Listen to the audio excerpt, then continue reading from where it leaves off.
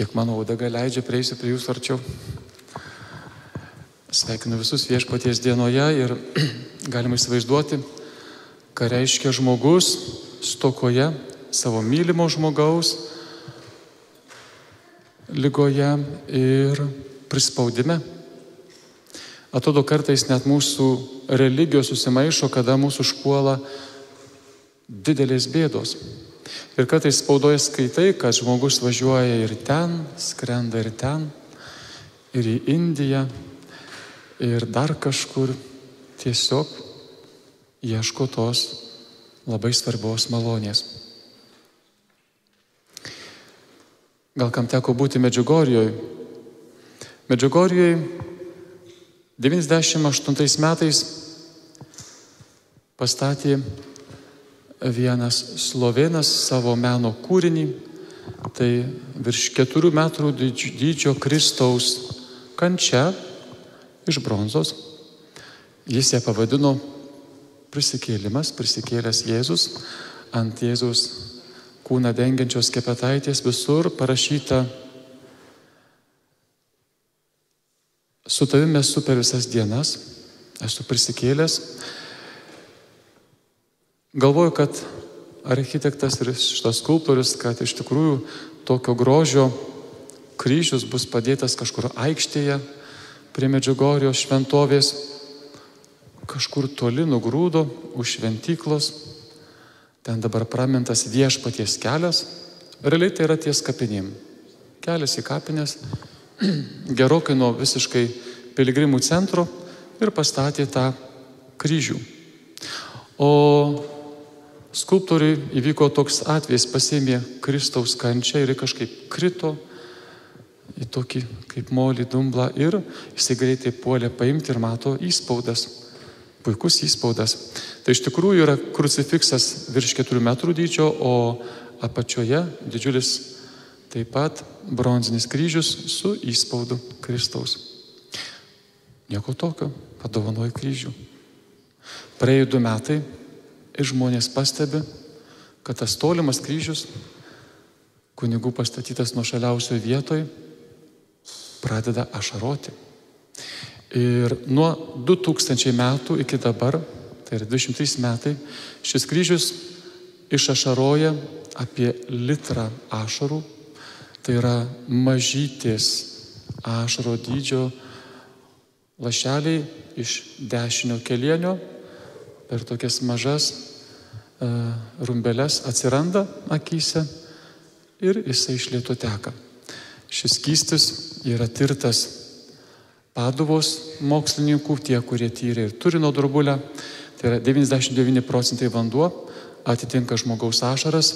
Įdomu tai, kad jeigu tai būtų bronza, kuri traukia ir filtruoja drėgmę arba, sakytume, kondensatą, šiuo atveju nesilaiko gamtos dėsnių, nes nepaisant dienos, nakties, karščio, šalčio, žiemos, vasaros, yra lygiai toks pats kiekis visomis valandomis ašaroja iš to pačio kelienio. Ir tai, kaip minėjau, yra 99% vanduo, tai reikštų žmogaus ašarą. Teko matyti ir atrodo, kad kartais mums žmogui sunku prieiti kaip kananietei, kartais net sunku ir į bažnyčią užeiti. Kartais atrodo, kad yra tiek čia barjerų, kad mus atstumia. Ir tai gali būti ir kunigų širdies tam tikras būsena, kietumas, gali būti kai kurios mūsų nuorodos arba nesigaudimas jūsų, bet tai būna kartais į bažnyčią sunkiau užeiti, negu kažkur nuvažiuoti ir ten pabūti. Kuomet buvau kunigų rekolekcijose tarptautinėse Medžiugorjoj, be abejo, melsdavausi. Nueiti į bažnyčią vyksta adoracija. Ten pakankamai mažai žmonių pačioje bažnyčioje ir galbūt sudėtinga, aišku, labai daug yra išpažinčių begalės. Bet atėjus prie šito kryžiaus kažkokia Dievo laisvė. Šis krucifiksas tavęs neklausia apie tavo santuoką, neklausia tavęs apie tavo daugybę dalykų, dėl kurių greičiausiai prieėjęs prie klausyklos negausi jokio išrišimo. Gal tu net nemokyti išpažinties. Yra tekę matyti, kaip suaugę, stiprūs, tikri, drūti vyrai net neliečia tų ašarų, nereikia jiems liesti ašarų. Apsikabina pačio Jėzaus kojas, o ten visi eilėje stovi, liečia tas ašaras, plaukia skepetaitėm. Užtenka apsikabinti Jėzaus kojas. Jam pačiam bėga ašaros ir jaučia tą Dievo gailestingumą. Teko būti ir pirmą kartą tai buvo įspūdis, tai būdėjau visą naktį. Apie 2 nakties jau suretėja žmonių srautas, ateina tik jaunimas, o apie 4 valandą tik valkatos ir valkatų šunys, daugiau nieko nėra. Visiškai ramus kryžius, bet lygiai taip pat ašara niekada neištirpsta. Jinai ateina ir niekada nenukrinta ant žemės. Ties Kristaus paskutiniam žaizdom jinai dingsta ir Viešpats palieka tokį paprastą gamtos ar viršgamtinį stebuklą. Tai, mėlieji, tai yra kananietės kelias. Kananietės kelias, kada tu žinai, kad ši religija, arba ši bendruomenė, arba šis momentas yra man neprieinamas. O Dovydo sūnau, taip, aš esu Dovydo sūnus, aš esu krikščionis, katalikas, o tu negali. Taip, Viešpatie, aš negaliu, bet aš noriu ir aš žinau, kad šunyčiai turi teisę nuo savo šeimininko gauti trupinius. Tu esi išrinktos tautos sūnus. Ir iš tikrųjų šis nuostabus spektaklis, kurį stebėjo mokiniai, yra didžiulė pamoka mums visiems, kad aukščiausias yra įvertinimas žmogaus tikėjimui. Tai yra tavo tikėjimas, o moterie, koks gilus tavo tikėjimas. Tu nepasipiktini mano tau sudėliotais įsakymais, pasakymu, kad čia tu net nedari prie dukrų ir sūnų ir tavo tikėjimas prauga Dievo vaikų tikėjimą. Mėly apaštalai, mielos apaštalės, stebėkite žmonės, kartais jie prauga mūsų tikėjimą. Dievui dėkokime, tai yra įrodymas, kad Dievas neapsiriboja vien tik šią šventovę. Tai yra vien šią bendruomenę, tai yra vien šią katalikų bažnyčią, tai yra vien krikščionija. Tai yra vien tokiu ar tokiu tikėjimu. Dievas rūpinasi kiekvienu vaiku ir galbūt tai yra auklėjimas, didžiulis auklėjimas. Nes patapti Dievo vaiku reiškia patapti krikščionimi.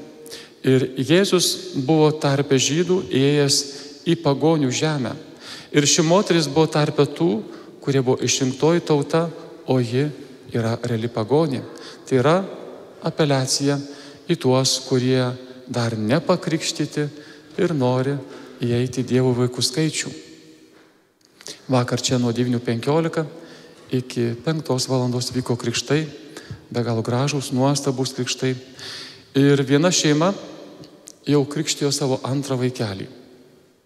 Kaimo klebonas visuomet išklausinėja draugiškai apie gyvenimo situaciją. Sakau, kodėl nesituokia? Kodėl? Tai dar todėl. Ar mylim, ar abejojat, nebejojam. Ir vakar buvo nuostabus dalykas.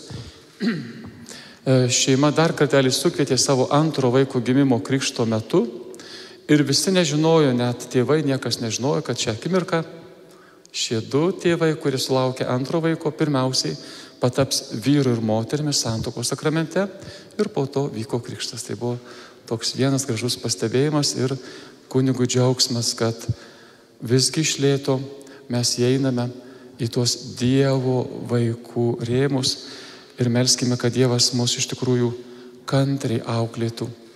Nebijokite, Dievas duos daugiau negu trupinių, nes kiekvienas esate nuostabiausi Dievo vaikai. Keltas minčių, ką daryti, kai yra sunku. Popiežiaus Pranciškaus kalbėta praeitą sekmadienį.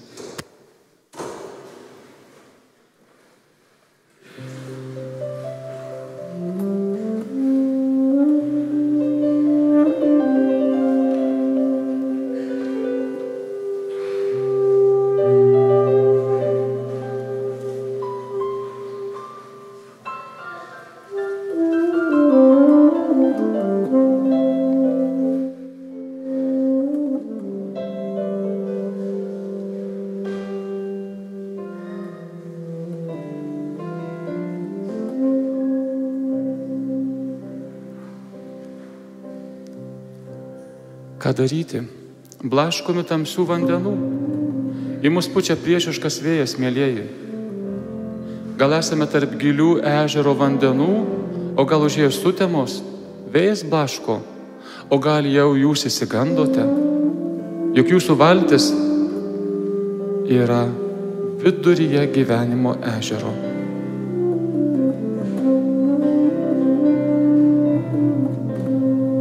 Kas yra tas ežeras? Tai didelis telkinys, pilnas gelmės, kuriame yra piktų, žmogui nepavaldžių jėgų buveinės atšvaitas. O audros, jos sujudina vandenų gelmes ir tavo gyvenime tas chaosas kelia iš pragaro gelmių drumstį. Tamsoje į audrą patekę mokiniai bijo nuskęsti, bet jie bijo dar labiau būti praryti blogio, kuris kyla iš jų gyvenimo gelmių ir širdies tikriausiai. Būtent tokiu metu Jėzus ateina pas tave vandenio paviršiumi, virš blogio jėgų ir sako tau: ei, drąsos, tai aš, nebijok. Jėzus sutramdo mus bauginančias ir mums nepavaldžias blogas jėgas. Tai jis gali suvaldyti visas blogio jėgas, kad šie priešai, kurie mus nori parblokšti, mūsų nepargriautų. Šie priešai nėra kiti žmonės. Tai yra mirtis, kuri nori tave pargriauti, nuodėmė, kuri nori tave pargriauti, velnias, kuris nori tave pargriauti. Šiuos priešus Viešpats pamina savo kojomis dėl mūsų. Kristus šiandien kiekvienam iš mūsų kartoja: drąsos, tai aš, nebijokite. Drąsos, nes aš esu čia. Nes jūs nebesate vieni jūsų asmeninio gyvenimo vandenynuose ir audrose. Ką daryti, jeigu išsigąsti? Ką daryti, jeigu aplink tamsu? Ką daryti, jeigu jaučiuosi pasimetęs? Šaukis Jėzaus. Šaukis Jėzaus. Ir kaip Petras, žengęs keletą žingsnių vandens link, taip pat išsigąsta, pradeda smekti vandenyje ir sušunka: Viešpatie, išgelbėk mane. Taip ir tu, broli, sesė, pradėjęs eiti vandeniu ir skęsti, kartok šią gražiausią maldą: Viešpatie, išgelbėk mane. Tai reikš tavo tikrumą, pasiruošimą, sūnišką nuolankumą. Ir Viešpats tikrai tave gali išgelbėti, įveikti bet kokį tavo blogį, bet kokią tavo baimę. Kartok šią maldą: Viešpatie, išgelbėk mane. Kartok ją savo gyvenimo audrose: Viešpatie, išgelbėk mane. O Marija, jūros žvaigždė, padėk mums siekti Jėzaus šviesos kryžkelėse. Meldžiame tave. Amen.